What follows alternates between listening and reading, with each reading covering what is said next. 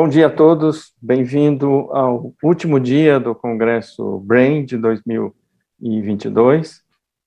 Esse dia termina, então, as nossas atividades e nós vamos iniciar com a conferência da professora Clarice Yasuda, que é sobre a disfunção neurológica em pacientes, em pessoas que tiveram a COVID-19, e ela vem investigando e realizando esse trabalho de forma exemplar e com bastante dedicação, e tenho certeza que todos vão aproveitar muito bem essas informações, que são importantes para todos nós, dado a frequência que essa infecção atingiu toda a população do mundo e de alguma forma ainda continua a afetar muitas pessoas. Então, nós passamos, sem delonga, para a palestra da professora Clarice Yasuda. Clarissa, bom dia, obrigado, e a palavra está com você. Obrigada, professor Fernando, e a comissão da organização do Congresso pelo convite. É um prazer estar aqui com todos vocês e poder apresentar os dados que nós estamos coletando desde 2020, para falar um pouco das alterações cerebrais que estão ocorrendo após a infecção pelo novo coronavírus.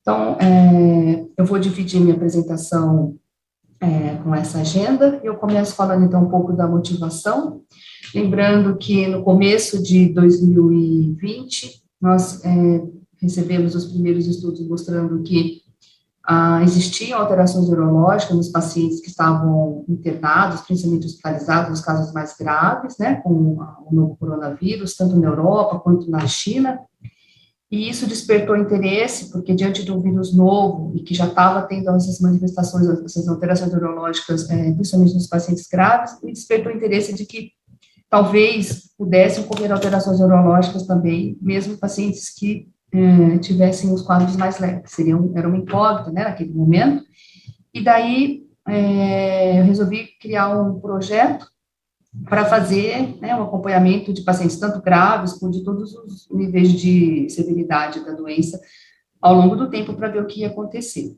né. E, com o passar do tempo, a gente foi realmente observando que vários tipos de alterações neurocognitivas estavam acontecendo nos pacientes que estavam, nos sobreviventes, e os estudos, que saíram em 2020, 2021, eles se concentram principalmente nos pacientes que tinham sido internados, e menos, então, estudos estão sendo publicados para falar das alterações neurocognitivas e neurológicas nos pacientes que tiveram as formas mais leves, mas também já tem alguns estudos mostrando isso. Então, mesmo os casos mais leves e moderados, como eu pensei que poderia, infelizmente, essa suposição, ela é fato, Então, alterações, vários domínios da cognição já foram observadas também depois nos casos um pouco mais leves e moderados. Então, eu acho que para situar bem a história, como que acontece isso, eu vou contar um pouquinho a história de um indivíduo no nosso estudo, então é um professor aqui do Instituto Federal de Campinas, e a história, em agosto de 2020, teve a infecção na fase aguda, foi uma forma um pouco mais atípica, não teve alteração de olfato, nem de paladar, teve febre, teve umas outras alterações, mas não foi um quadro muito típico, E passado a fase aguda, começou a apresentar um quadro muito estranho, porque a febre alta persistia, tinha alterações, oscilações da pressão, muita fadiga, muito sono.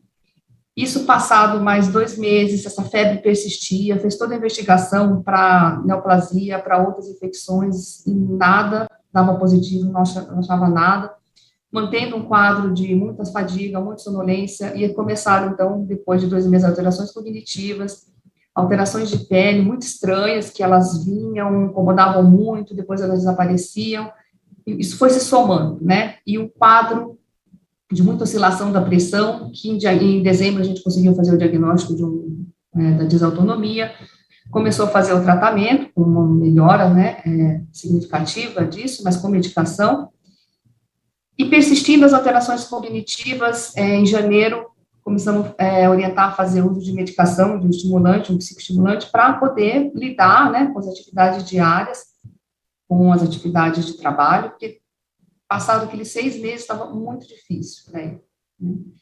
Com a medicação tem uma melhora, né, dos problemas cognitivos, mas só usando essa medicação, espontaneamente estava ainda bastante difícil.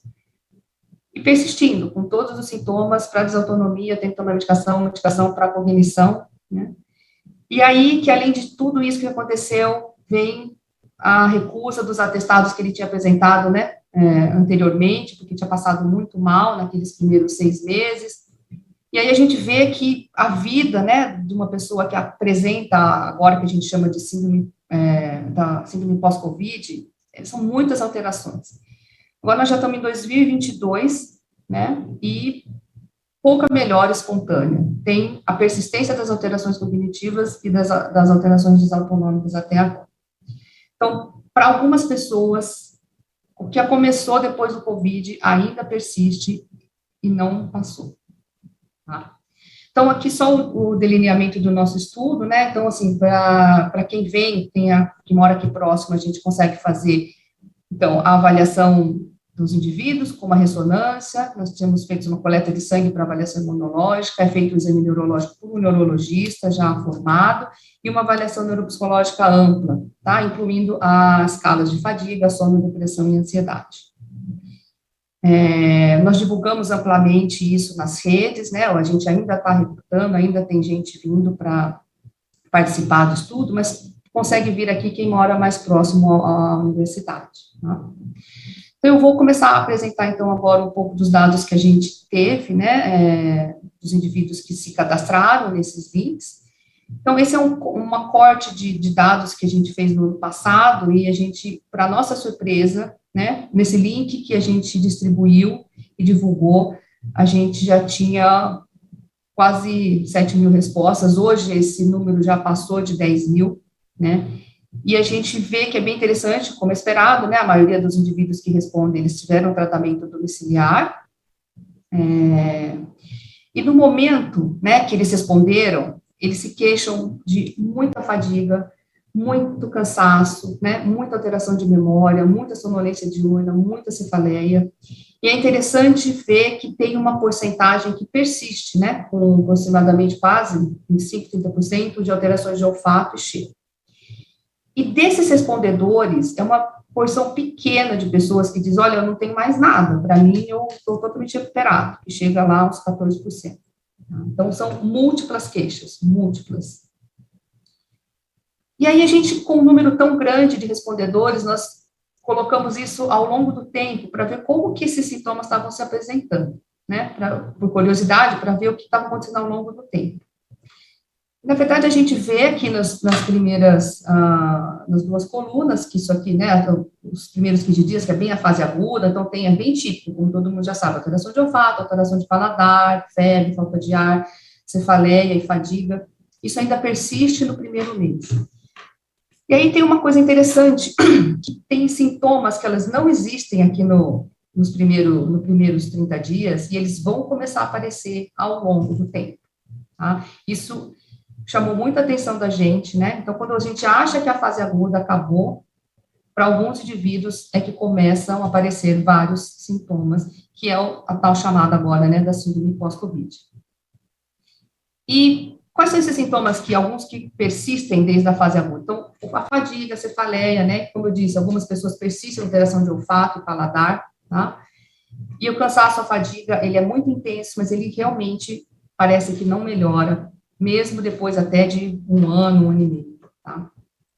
Esses daqui são os sintomas que a gente achou que chamou muita atenção, porque eles começam na fase aguda, mas eles persistem.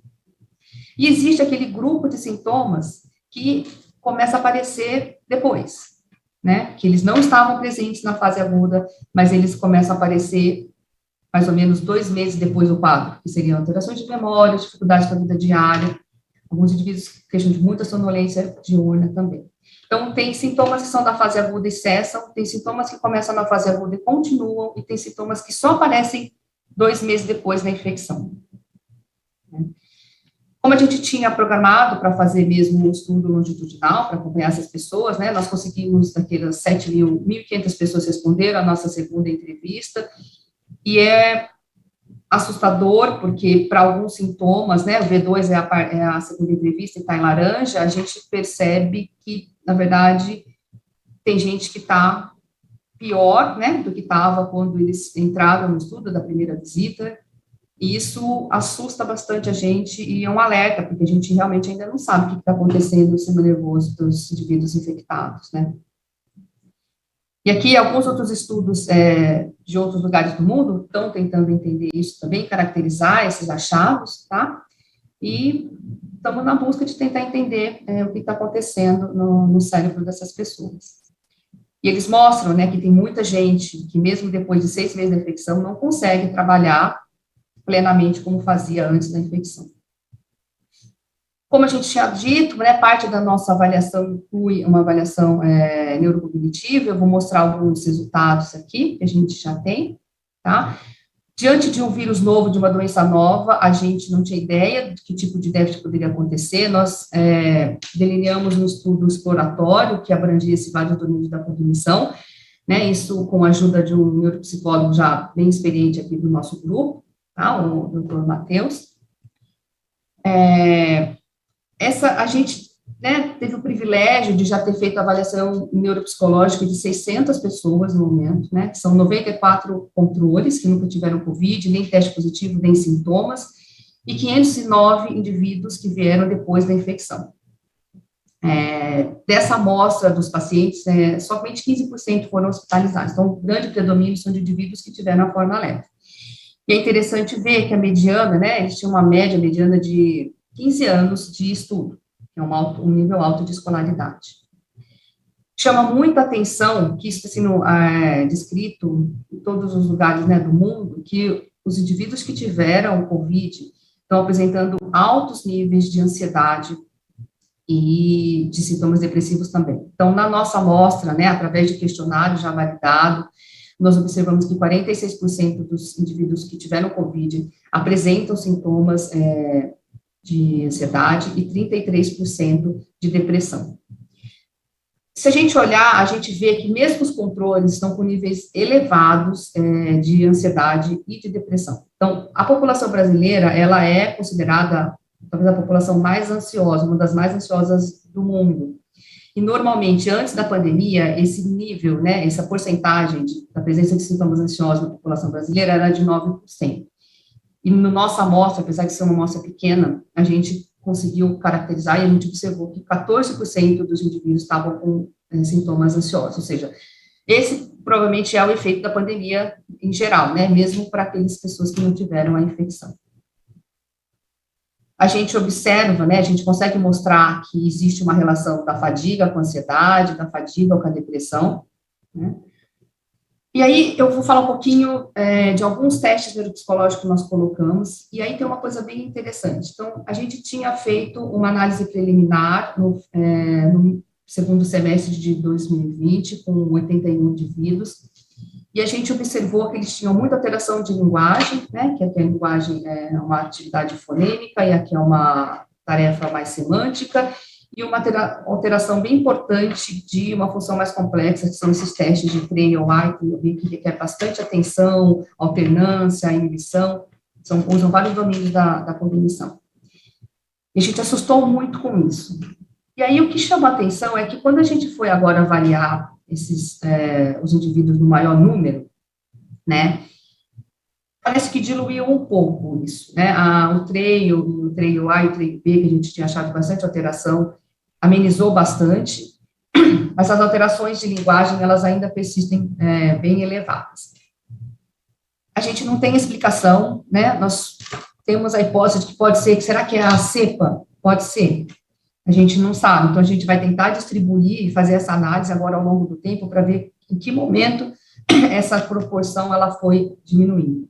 Mas a gente já observou que pode ser que tenha um efeito, né, de períodos de infecção. A gente não fez essa subanálise, mas estamos bem curiosos para aplicar isso.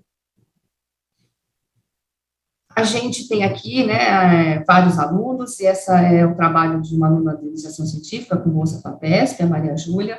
Ela aplicou testes motores finos para os indivíduos que vieram aqui até o centro nosso para fazer o estudo, e nós observamos, né, que os indivíduos que tiveram COVID, eles estão com uma lentificação motora mais fina. Esse é um teste simples, que é passar pecinhas de um lado para o outro dessa caixa, e os indivíduos que tiveram COVID, eles são mais lentificados, eles passam um número menor quando comparados a controles pareados para idade, gênero e escolaridade também.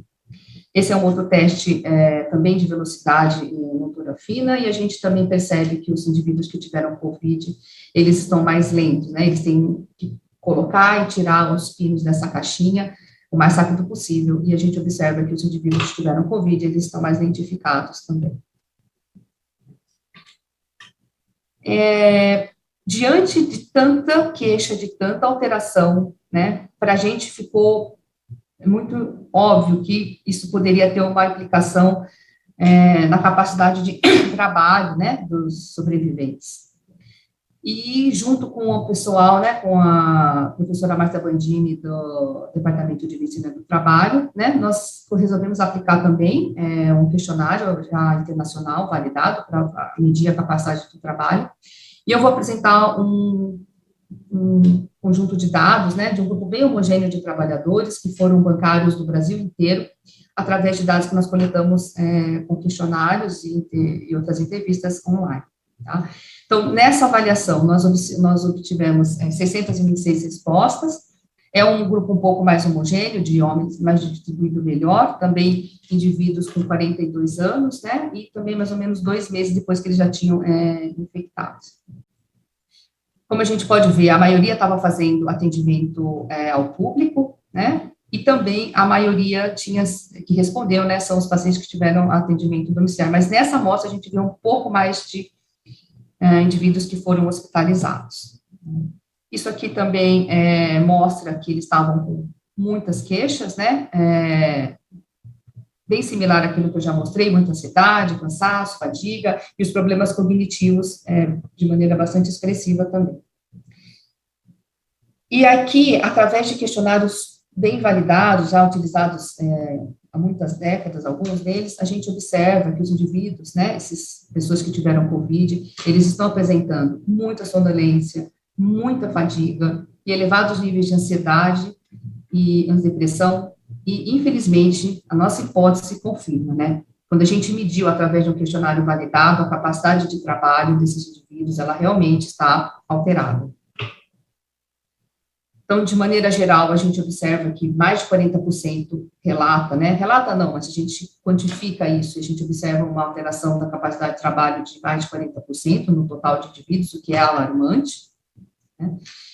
E aí a gente foi tentar ver a relação entre a diminuição da capacidade de trabalho e os sintomas, né, neuropsicológicos e cognitivos que a gente conseguiu aferir também. Então, a gente vê que a capacidade de trabalho, ela é mais reduzida nos indivíduos que têm muita sonolência, que a fadiga tem um impacto muito grande, assim como os níveis de ansiedade e os altos níveis de depressão. Então, a gente está mostrando, né, que o impacto que a fadiga, a sonolência, a ansiedade, a depressão estão fazendo sobre a capacidade de trabalho, né, desses indivíduos.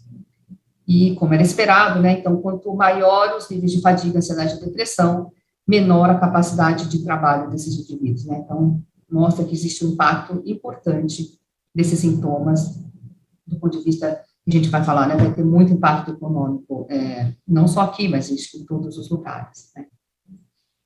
E agora, né, eu passo para falar, assim, que eu acho que são coisas bem interessantes. A gente vai falar um pouco da neuroimagem e, por último, um pouco da imunologia, de tentar entender, né, o que pode estar por trás de tantos sintomas, de tanta alteração que está dificultando tanto a vida, né, das pessoas que estão apresentando essa síndrome pós-Covid.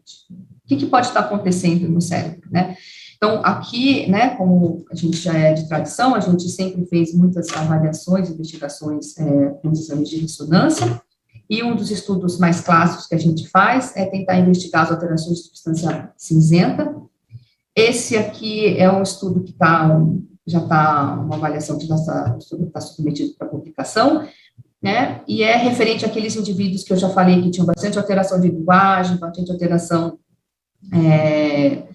daquele TREIL B, então, são correlacionados a essa amostra aqui. Então, foi muito assustador para a gente, porque esses indivíduos também são indivíduos que não foram internados, que fizeram a ressonância aproximadamente 2 meses depois da fase aguda, e eles já tinham algumas alterações, mostrando áreas de atrofia cortical, como a gente pode ver aqui na região, tanto aqui na região órbito-frontal, como aqui na região occipital também. É bem sutil, mas essas áreas, quando a gente foi tentar ver, será que essas áreas de atrofia, de alteração que a gente observou, poderia ter relação com aqueles déficits que a gente tinha observado? E sim, né, a gente mostra que quanto maior os níveis de ansiedade, isso está relacionado com a menor espessura do córtex da região órbito-frontal, que é essa região laranja aqui da figura, né. E o que é curioso é porque uma das teorias, né, que existe até hoje é que o vírus provavelmente acessa o sistema nervoso através do nariz. Se a gente olhar aqui, essa região do cérebro, ela fica logo acima aqui do nariz. Então, pode ser que isso seja a porta de entrada, e aí é diretamente essa região que está sendo afetada, né, logo de início. E, infelizmente, essa região a gente já sabia, por vários estudos anteriores, que essa região orbitofrontal está muito relacionada à disfunção neuropsiquiátrica. Tá? Da mesma forma, né, outra área que é bem ali também na região acima do nariz, que é o giro reto, nós mostramos que existe uma relação, quanto maior a atrofia do córtex dessa região, pior a performance naquele teste lá, que a gente sabe que envolve vários domínios, que precisa de muita inibição para ser realizado com boa performance.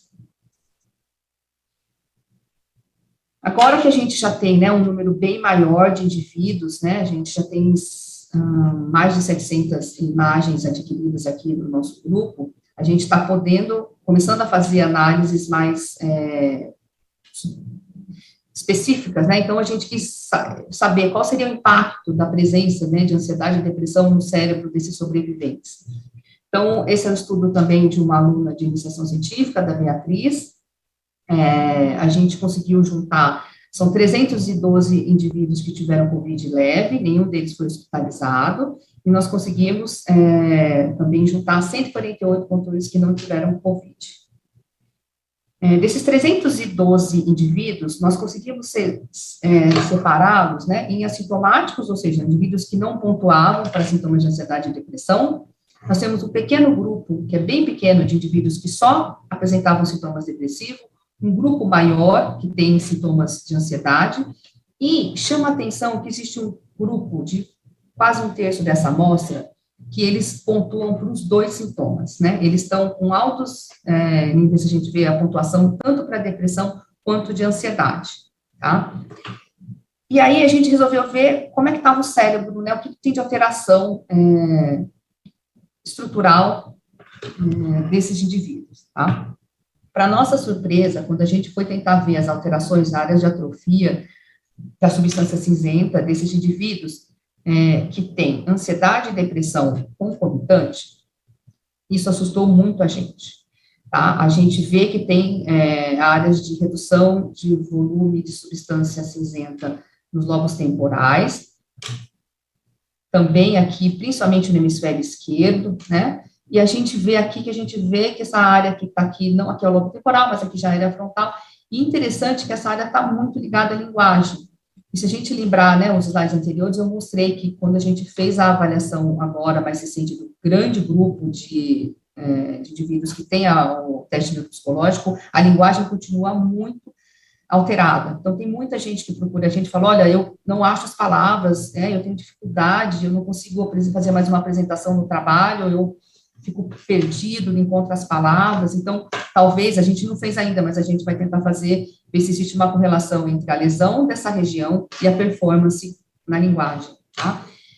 Esses indivíduos, como eu falei, eles são indivíduos que têm altos níveis de ansiedade e depressão. E se a gente vê, a gente observa que a gente tem alteração do símbolo aqui, dos 2 lados, e a gente sabe que o símbolo está muito ligado, né, que faz parte do circuito límbico, e isso mostra uma relação bem específica, que isso pode estar realmente ligado à alteração estrutural com a manifestação dos sintomas de ansiedade e depressão. Essa é uma análise já aplicado um filtro para múltiplas comparações, mas quando a gente faz um filtro ainda mais seletivo, né, aplica a correção de Bonferroni, ainda assim, essas áreas do símbolo, elas continuam sendo significativas, tá? Então, isso mostra que realmente existe, provavelmente está acontecendo alguma lesão, né, estrutural, principalmente nos indivíduos que têm os dois sintomas. Porque quando a gente foi olhar o grupo que é assintomático, a gente não identificou áreas de atrofia, felizmente, né? Então, isso já também mostra um bom sinal. Então, talvez as alterações estruturais estejam mais bem relacionadas à manifestação dos sintomas cognitivos e neuropsiquiátricos. Mas a gente ainda está nas análises preliminares, precisamos terminar essas análises ainda para definir com precisão. E por último, mas não menos importante, né, como era do nosso intuito desde o começo, a gente estava interessado em tentar também entender se existiria alguma relação de alterações imunológicas, né, nesses indivíduos, porque também desde o começo falava-se muito do fenômeno, né, da explosão de citocinas, né, então a gente também ficou com a pergunta, será que isso poderia estar acontecendo, algum fenômeno imunológico por trás dessas manifestações neuropsiquiátricas após a infecção? Era uma das nossas perguntas. A gente ainda está no começo dessas análises, mas eu vou trazer aqui alguns casos para ilustrar. Então, nós temos 3 indivíduos que nos procuraram, são 3 indivíduos que, diferente dos outros grupos que eu já falei até agora, eles apresentaram manifestações neurológicas graves, né, depois da infecção do Covid. Então, o primeiro sujeito teve uma síndrome de Guillain-Barré logo no final da fase aguda, praticamente já depois do término da quarentena dele. Nós tivemos um outro indivíduo com uma descompensação gravíssima de uma síndrome do Rett que já tinha previamente, e o terceiro indivíduo que iniciou também na fase pós-Covid, um quadro de paraparesia espástica com ataxia e muita dor, né? Essa pessoa parou de andar, né? Tem muita ataxia, tá com muita tontura, não consegue segurar as coisas direito, tá com dor generalizada. Então, esses casos chamaram muita atenção e por conta da severidade do quadro neurológico, nós conseguimos, para fazer a investigação clínica mesmo, nós fizemos uma coleta de sangue e líquor desses indivíduos. O que chama atenção, né, é que, apesar das manifestações muito intensas neurológicas, né, os exames de ressonância de crânio são normais. A gente nunca encontrou nenhum tipo de lesão, né? O indivíduo que teve a paraparesia espástica fez umas 5 ressonâncias de neuroeixo para tentar ver se tinha alguma alteração. Nunca encontramos nenhuma alteração visível a olho nu, tá? A avaliação neuropsicológica confirma a presença de sintomas de ansiedade e depressão. E um fato bem interessante é que, apesar das ressonâncias estruturais não terem mostrado lesões, né, nós optamos e conseguimos, com a colaboração do Departamento de Medicina Nuclear, a realização do exame de PET, que é um exame que vai mostrar o metabolismo do cérebro. E aí foi uma grande surpresa, porque apesar, então, da ressonância que tem alterações, não mostrava nenhuma alteração estrutural, nós encontramos diferentes padrões do metabolismo. Então, no sujeito que tinha a paraparesia espástica, a gente viu a área de hipometabolismo, né, que é essa área em azul, que tanto no cerebelo, como também na região frontal, na região motora, e o contrário, né, no indivíduo que estava com exacerbação do quadro do síndrome do Rett, com muito tique, com muito movimento involuntário, um hipermetabolismo, tá, em vermelho, nas áreas frontais, mas também associado a um pouco de hipometabolismo no cerebelo. A gente tem uma explicação para tudo isso? Não, a gente não consegue entender, né, exatamente o que está acontecendo, mas foi surpresa para a gente, né, encontrar essas alterações, e a gente está tentando entender. E a parte imunológica? Aí vem a outra questão. Como a gente disse, né, por conta da gravidade, desses indivíduos a gente fez a coleta de sangue e líquor, e o que a gente observou é que os 3 indivíduos, eles apresentaram um padrão anormal da manutenção do perfil da resposta imune antiviral, que é uma resposta também antitumoral, mesmo após o final da fase aguda. Então, isso sugere que existe uma dificuldade para o para o indivíduo terminar a resposta, mesmo depois que a infecção já acabou. Então, é uma persistência de uma resposta citotóxica relacionada à célula CD8, tanto no sangue quanto no líquor, e isso está associado a uma lesão tecidual, não só no cérebro, mas também pode ter isso de forma periférica, tá? Então, isso chama a atenção da gente, né? A gente não consegue fazer uma relação direta, mas persistir com essa manutenção de uma resposta citotóxica não é normal, e isso já foi observado em outras doenças autoimunes e outras manifestações neurológicas, de outras doenças mais graves. Então, assim, alguns padrões a gente tem um outro caso que a gente viu que tem um padrão que se comporta como se fosse uma esclerose múltipla, né? Então, a gente realmente ainda não sabe, mas recentemente, até ontem, saiu um case report mostrando que esse padrão de persistência de resposta citotóxica foi encontrado até num outro caso de resposta à vacina. Então, a gente tem que fazer essa investigação, né? A gente vai aprofundar isso. A gente tem material coletado de vários indivíduos que têm aquela ressonância, que tem o exame neurológico, que tem avaliação neuropsicológica. A gente vai tentar ver se a gente consegue identificar se existe uma relação também com alterações imunológicas que possam estar contribuindo para o mecanismo de lesão, né, e disfunção cerebral. Então, em resumo, né, a gente observa que, clinicamente, os pacientes permanecem com muitas queixas, algumas delas persistem da fase aguda, outras aparecem depois, mais tardiamente. Vale ressaltar que existe muita queixa de fadiga, sonolência, alterações de memória, alterações cognitivas diversas. Tem gente que tem dificuldade para a linguagem, que é muito comum, dificuldade de atenção, né? Tem gente que desaprende, sabia fazer alguma coisa, depois não consegue fazer mais. Observamos a presença de sintomas de ansiedade e depressão em um grande número de sobreviventes, né? E, infelizmente, nós também conseguimos mostrar que a persistência desses sintomas e os outros sintomas, eles estão associados a uma redução importante da capacidade de trabalho.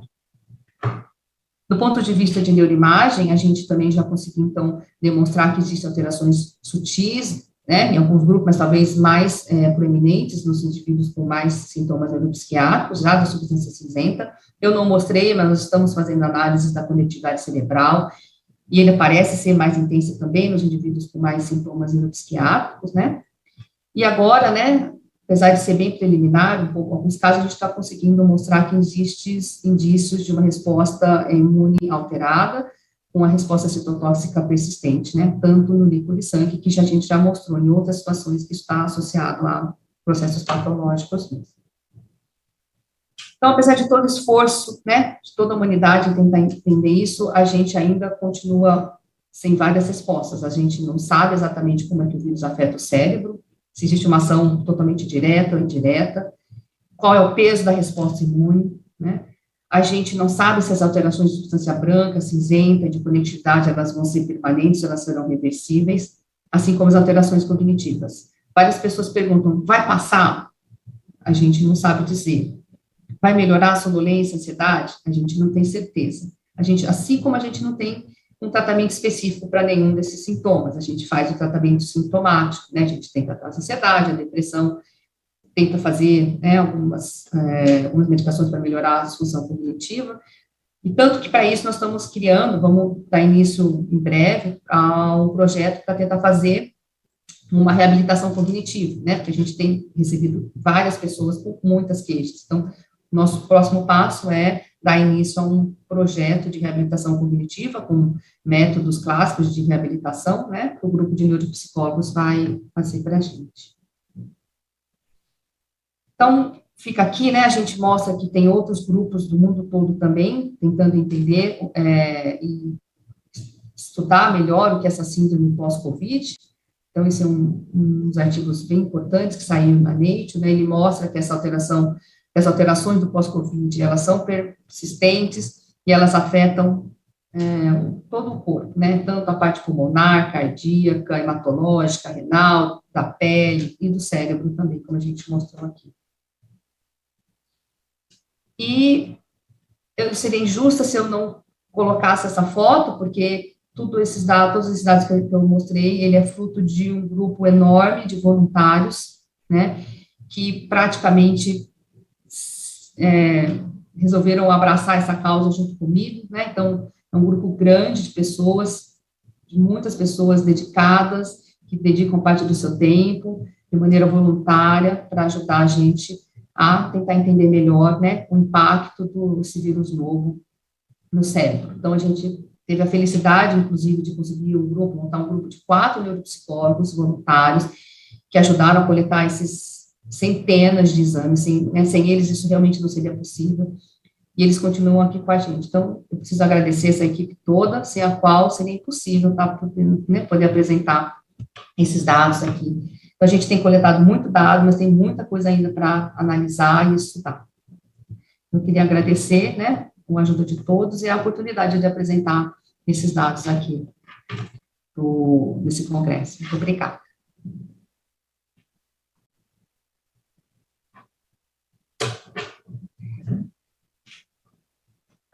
Muito bem. Podemos passar, então, para as perguntas.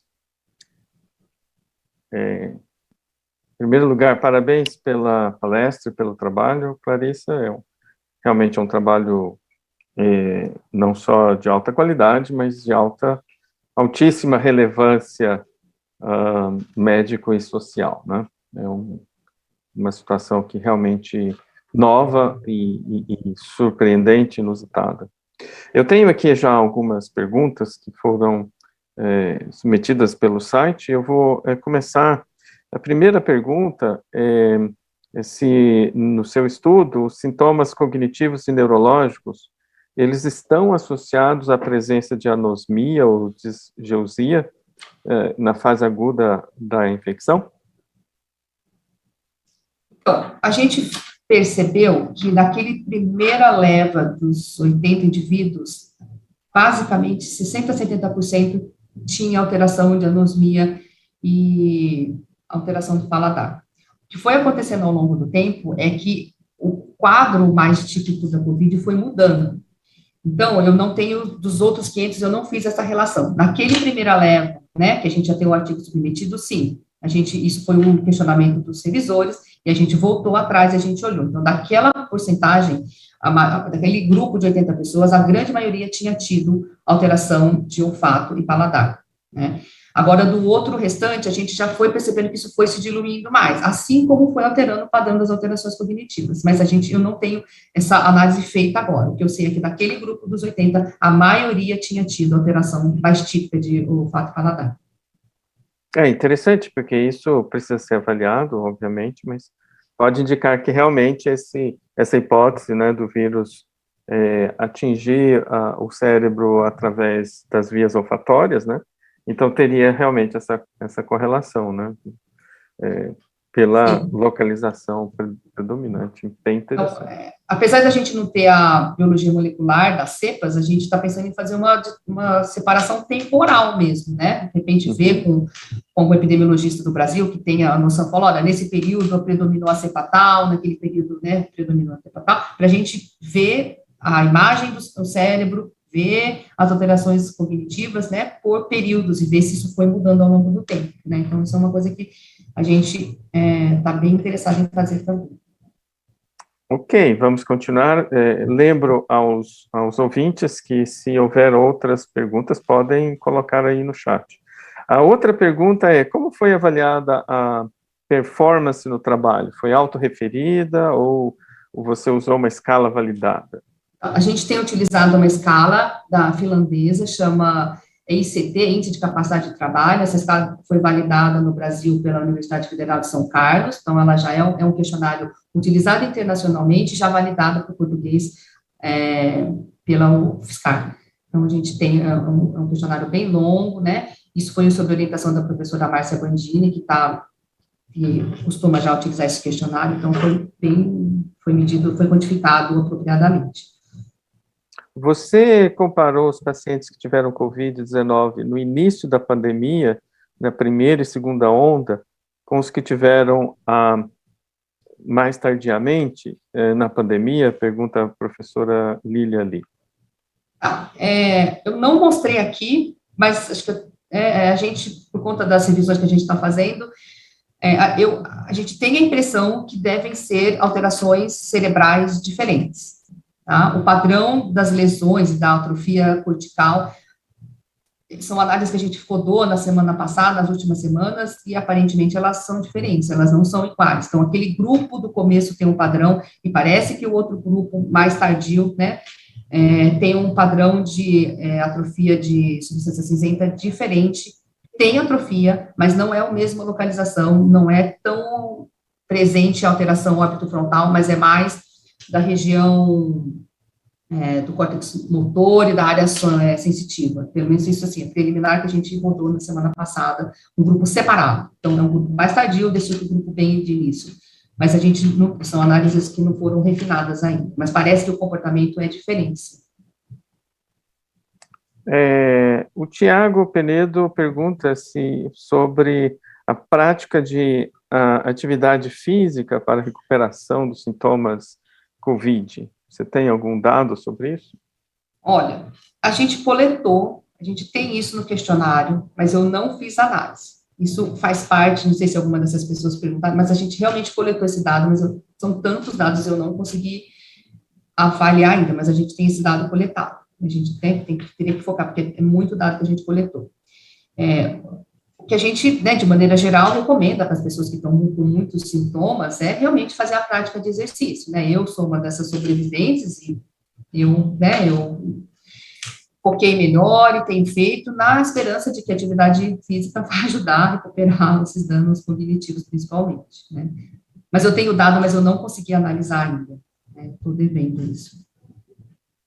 Só lembrar que também esse efeito de uma atividade física, assim como no próprio efeito da atividade física para melhorar massa e performance muscular ou melhorar síndrome metabólica, etc., leva tempo, né? Então, talvez é um dado que a gente vai precisar avaliar continuadamente para poder ter dados, porque se avalia um curto período de tempo... Pontualmente não tem sentido. Não dá tempo, né? Muito interessante. O Ítalo Porto Xavier pergunta que ele ficou curioso com relação ao medicamento avaliado no início como promissor em algumas recuperações. Foi avaliado algum resultado em imagem desses indivíduos submetidos a esse tratamento farmacológico? Não, porque, na verdade, a gente não tem, né, nenhuma indicação formal para uso de drogas, né, então, tudo que a gente tem feito, eu pessoalmente, né, a indicação de tratamento de alguns participantes é o off-label, né, então é complicado de fazer e, na verdade, são medicações que não são prescritas, não são disponibilizadas no Sistema Único de Saúde, são medicamentos muito caros para ser utilizado, então, eu não consigo nem imaginar conseguir fazer isso, porque realmente não tem nenhuma um tratamento formal para isso, mas do ponto de vista de dados, né, de pessoas de relatos pessoais, o uso dessas medicações ajuda, né, não resolve tudo, mas assim, ajuda a pelo menos conseguir recuperar um pouco da capacidade que tinha previamente. Mas, do ponto de vista de imagem, a gente não fez isso, não, de analisar pré e pós a medicação, não. E, Clarissa, você acha que essas alterações que você apresentou, né, são alterações estruturais, correto? Na estrutura cerebral. Você acha que essas alterações no cérebro podem ser reversíveis? Tem alguma possibilidade? Comenta um pouco sobre isso. Assim, fazendo essas, né, juntando os dados agora, a gente conseguiu, depois de muito esforço, trazer umas 80 pessoas, mas para fazer a V2. Então, eu não fiz essa análise longitudinal, mas a gente vai conseguir fazer. Eu acho que reverte uma parte, talvez reverta, porque o dano, né, pelo menos do córtex, não é muito grande, né, então eu acho que existe essa possibilidade, eu acho que existe essa capacidade de mudar, mas do ponto de vista clínico, tem gente que melhora, né, e tem gente que ainda persiste. Eu persisto muito sintomática, né, o outro indivíduo que eu apresentei os dados também, que continua muito sintomático, mas, de maneira geral, as pessoas, quando elas vêm e contam para a gente, elas falam que melhoraram, felizmente, né, porque assim, então, eu acho que é tudo muito relativo, depende muito da demanda cognitiva, né? Mas eu quero acreditar que exista um grau de reversibilidade dessas lesões. Eu não mostrei, mas o que chama muita atenção ainda da gente é que a intensidade, a magnitude da alteração do resting state, da conectividade, é muito maior do que a lesão da espessura cortical. Então, a pessoa, assim, porque também a gente sabe que o córtex é resistente, leva tempo para ter lesão, né? Mas a alteração da conectividade, né, agora que a gente tem os controles pareados e da máquina, né, já novos, assusta. Mesmo nos assintomáticos, mas nos pacientes que têm alterações de ansiedade e depressão, o grau de disfunção do resting state é impressionante. Então, nós estamos assustados, a gente está refazendo tudo de novo, vamos refinar, retirar as pessoas que têm antecedente, né, que já tinham antecedente psiquiátrico prévio, limpar as pessoas os controles que já tinham atividade, os controles que estavam tomando remédio, para certificar sobre isso. Mas a intensidade, a magnitude das alterações de conectividade são muito mais impressionantes do que as alterações estruturais, né? Então, ainda a gente eu nem mostrei, mas a gente está trabalhando nisso também, o Lucas está trabalhando nisso. Ou seja, as alterações funcionais, elas são mais intensas, né, são mais espalhadas do que essas estruturais que você mostrou, né, o que faz sentido também, né. Mas aí tem uma pergunta em cima disso, você pode comentar se existe outra situação, em outras doenças ou em outras condições em que uma alteração de espessura cortical, como essa que você mostrou, que, aliás, só lembrando que são alterações que a gente não vê a olho nu, né, então, assim, são alterações quantificadas. Tem alguma dessas situações em que já foi demonstrado haver uma recuperação de uma diminuição da espessura ou de atrofia cortical?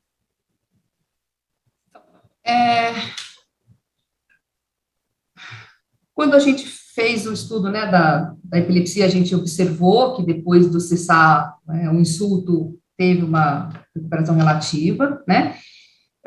Tem alguns estudos que, usando exercício, existe uma melhora também, né? Exatamente um estudo que foi feito pelo grupo aqui, do Dr. Lee também, né? Que a aplicação de exercício de atividade física mostrou uma melhora, né? Uma região pequena, assim. Então, eu acho que pode ser, né? Porque antigamente, aquela teoria de que era impossível haver uma recuperação, né, do tecido nervoso, né? A gente já sabe que existem várias outras maneiras, fenômenos de regeneração. Então, eu acho que é possível acontecer, né? Eu acho que é possível, sim. Então, torcer para que isso seja reversível. Mas, principalmente, são as alterações da conectividade, porque essas, eu acho que quando a gente começar a fazer as correlações com sintomas, vai ser bem mais impressionante, mais fortes do que quando a gente está olhando para as alterações estruturais. Uhum. E realmente, assim, é uma quantidade de dados impressionante, né, vai levar um tempinho para fazer todas essas análises, mas, sem dúvida nenhuma, vai trazer contribuição significativa aí para o entendimento dessas condições, né. Então, nós não temos novas perguntas aqui no chat, então eu reitero aqui o agradecimento da sua palestra e também por ter ajudado ou feito grande parte da organização desse encontro desse ano no Brain. E agora nós vamos ter um intervalo. Às 10h10 iniciamos com a palestra do professor Alexandre Brandão, que vai falar sobre reabilitação e recuperação neurofuncional, usando uma técnica bem interessante que usa uma realidade virtual. Então, não percam essa apresentação, que vai ser bastante interessante. E quem sabe essa técnica pode até ajudar futuramente na recuperação desses pacientes com COVID. Então, muito obrigado a todos e uma boa continuação do evento.